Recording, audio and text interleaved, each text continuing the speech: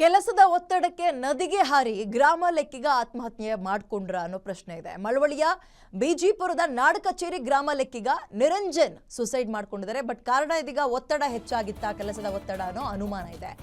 ಕೊಳ್ಳೇಗಾಲ ಸಮೀಪದ ಕಾವೇರಿಪುರ ಸೇತುವೆ ಮೇಲೆ ಬೈಕ್ ಪತ್ತೆಯಾಗಿದೆ. ಕಾವೇರಿ ನದಿ ಬಳಿ ಬೈಕ್ ನಿಲ್ಲಿಸಿ ಮೊಬೈಲ್ ಬಿಟ್ಟು ಅಲ್ಲಿಗೆ ಆ ನದಿಗೆ ಹಾರಿರುವಂತಹ ಶಂಕೆ ಇದೆ.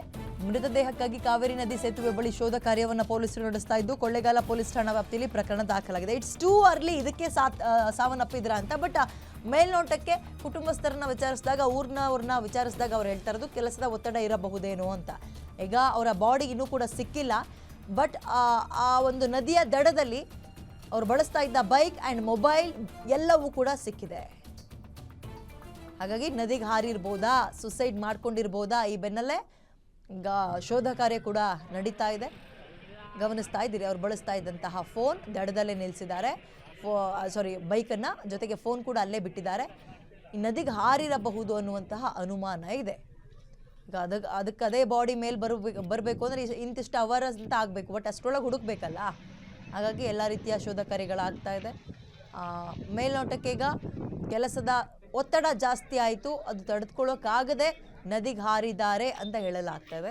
ಇಟ್ಸ್ ಟೂ ಅರ್ಲಿ, ನಾವು ಈಗಲೇ ಜಡ್ಜ್ಮೆಂಟ್ ಮಾಡೋದಕ್ಕೆ. ಮೋರ್ ಡೀಟೇಲ್ಸ್ ನನ್ನ ಕಲೀಗ ರಾಘವೇಂದ್ರ ನೀಡ್ತಾರೆ. ರಾಘವೇಂದ್ರ, ನಿರಂಜನ್ಗೆ ಎಷ್ಟು ವರ್ಷ, ಏನು ಕೆಲಸ ಮಾಡ್ಕೊಂಡಿದ್ರು, ಈಗ ಸುಸೈಡ್ ಮಾಡ್ಕೊಂಡಿರೋದು ಕನ್ಫರ್ಮಾ ಅಥವಾ ಬಾಡಿ ಸಿಕ್ಕಿದ ಮೇಲೆ ಗೊತ್ತಾಗಬೇಕಾ? ಆ್ಯಂಡ್ ಮದುವೆಗಿದ್ವೆ ಆಗಿತ್ತಾ? ಡೀಟೇಲ್ಸ್ ಏನಿದೆ, ಕಾರಣ ಏನಿರ್ಬೋದು?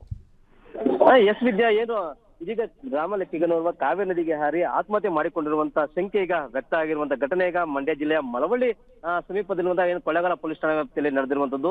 ಏನು ಮಳವಳ್ಳಿ ತಾಲೂಕಿನ ಬಿಜಿಪುರ ಹೋಬಳಿಯ ನಾಡ ಕಚೇರಿಯಲ್ಲಿ ಈತ ಏನು ನಿರಂಜನ್ ಎನ್ನುವಂತಹ ಗ್ರಾಮ ಲೆಕ್ಕಿಗ ಕೆಲಸ ಮಾಡ್ತಿದ್ದ. ಈತ ನಿನ್ನೆ ಕೆಲಸದ ಒತ್ತಡದ ಹಿನ್ನೆಲೆಯಲ್ಲಿ ಕಚೇರಿಯಿಂದ ಹೋಗುವಂತ ಹೇಳಿ ಅಂದ್ರೆ ಸಂಜೆ ಸುಮಾರು 3-4 ಗಂಟೆಗೆ ಕಚೇರಿಯಿಂದ ಹೋದವನು ಏನು ಕಾವೇರಿಪುರ ಬಳಿ ಇರುವಂತಹ ಸೇತುವೆ ಮೇಲೆ ತನ್ನ ಬೈಕನ್ನು ನಿಲ್ಲಿಸಿ ನದಿಗೆ ಹಾರಿ ಆತ್ಮಹತ್ಯೆ ಮಾಡಿಕೊಂಡಿದ್ದಾನೆ ಎನ್ನುವ ಸುದ್ದಿ ಈಗ ತಿಳಿದು ಬಂದಿರುವಂತದ್ದು.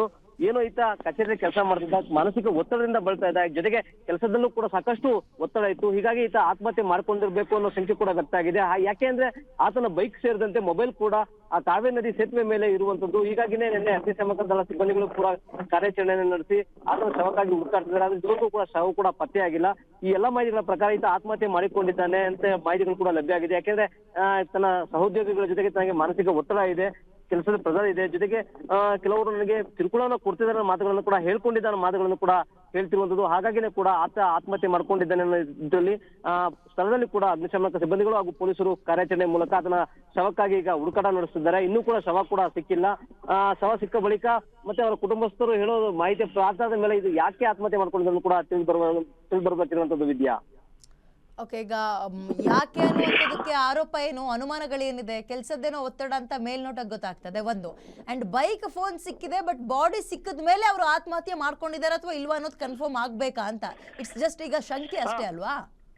ಅಲ್ಲಿಂದ ಸದ್ಯಕ್ಕೆ ಸ್ಥಳೀಯರ ಪ್ರಕಾರ ನಿನ್ನೆ ಬೈಕ್ ನಿಲ್ಲಿಸಿ ಅವರು ವ್ಯಕ್ತಿ ನದಿಗೆ ಬಿದ್ದ ಅಂತ ಮಾತನ್ನ ಹೇಳ್ತಾರೆ. ಆದ್ರೆ ಆತನ ಬಾಡಿ ಸಿಗೋರ್ಗೂ ಕೂಡ ಸತ್ಯದನ ಇದು ಕೂಡ ಸರಿಯಾಗಿ ತಿಳಿದು ಬಂದಿಲ್ಲ. ಸದ್ಯಕ್ಕೆ ಸಂಖ್ಯೆ ಕೂಡ ಇರುವಂತದ್ದು. ಯಾಕೆಂದ್ರೆ ಅಲ್ಲಿ ಆತನ ಬೈಕ್ ಸೇರಿದಂತೆ ಆತನ ಬ್ಯಾಗು ಹಾಗೂ ಮೊಬೈಲ್ ಕೂಡ ಸಿಕ್ಕಿದ್ರಿಂದ ಈತ ನದಿಗೆ ಹಾರಿದ್ದಾನೆ ಅನ್ನೋ ಮಾಹಿತಿಗಳು ಕೂಡ ಲಭ್ಯ ಆಗಿದೆ. ಆದ್ರೆ ಆತನ ಶವ ಸಿಕ್ಕ ಬಳಿಕವಷ್ಟೇ ಆತನಿಗೆ ಅಧಿಕೃತವಾಗಿ ಆತ್ಮಹತ್ಯೆ ಮಾಡ್ಕೊಂಡಿದ್ದಾನೆ ಕೂಡ ತಿಳಿದು ಬರ್ಬೇಕಾಗಿರುವಂತದ್ದು. ಸದ್ಯಕ್ಕೆ ಆತನ ಶವಕ್ಕಾಗಿ ಈಗ ಶೋಧ ಕಾರ್ಯವನ್ನು ಕೂಡ ಪೊಲೀಸರು ಹಾಗೂ ಅಗ್ನಿಶಾಮಕ ಸಿಬ್ಬಂದಿಗಳು ಏನು ಬೋಟ್ನ ಮೂಲಕ ನದಿ ದಡದಲ್ಲಿ ಈಗ ಕಾರ್ಯಾಚರಣೆಯನ್ನ ನಡೆಸ್ತಿರುವಂತದ್ದು ವಿದ್ಯಾ. ಓಕೆ, ಧನ್ಯವಾದ ಡೀಟೇಲ್ಸ್ಗೆ. ಇನ್ನೂ ಸುಸೈಡ್ ಮಾಡ್ಕೊಂಡಿರೋದು ಕನ್ಫರ್ಮ್ ಆಗಿಲ್ಲ, ಬಿಕಾಸ್ ಬಾಡಿ ಸಿಕ್ಕಿಲ್ಲ. ಬಾಡಿ ಸಿಕ್ಕ ಮೇಲೆ ಗೊತ್ತಾಗುತ್ತೆ. ಸುತ್ತಮುತ್ತ CC ಕ್ಯಾಮ್ರಾ ಇಲ್ಲ ಬಿದ್ದಿದ್ದಾರೆ ಅಂತ ನೋಡೋಕ್ಕೆ. ಜಸ್ಟ್ ಇವರು ಹೇಳ್ತಾ ಇರೋದಂತೆ. ಸೊ ಬಾಡಿ ಸಿಕ್ಕ ಮೇಲೆ ಕನ್ಫರ್ಮ್ ಆಗಬೇಕು, ಅಥವಾ ನೊಂದು ಅದೆಲ್ಲ ಅಲ್ಲೇ ಬಿಟ್ಟು ಜಿಗುಪ್ಸೆ ಬಂದು ಎಲ್ಲಾದರೂ ಹೋಗ್ಬಿಟ್ರೆ ದೇಶ ಅಂತ, ಅದು ಗೊತ್ತಿಲ್ಲ. ನೋಡೋಣ, ಕಾದು ನೋಡೋಣ, ತನಿಖೆ ಆಗಲಿ.